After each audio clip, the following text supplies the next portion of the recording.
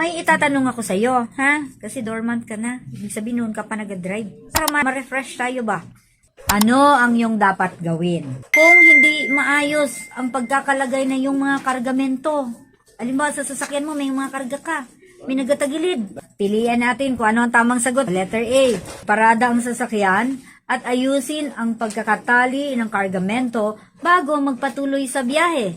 O letter B. Maglagay ng hazard warning sign para magbigay babala sa ibang motorista. O letter C. Magpatuloy ang biyahe na mabagal na takbo para hindi mahulog ang kargamento. Tamad ito. Ano nga yung sagot mo kanina, kuya?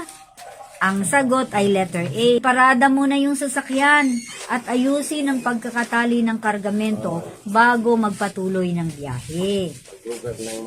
Opo, maglugar tayo ng mabuti. Ha? Iba, ang sagot nila sa akin, bagalan lang ang takbo ma'am para hindi mahulog yung kargamento. So, hindi sila nag-iisip, no? Safety ng mga motorista sa daan. Halimbawa, mataas yung karga mo. O mahulog.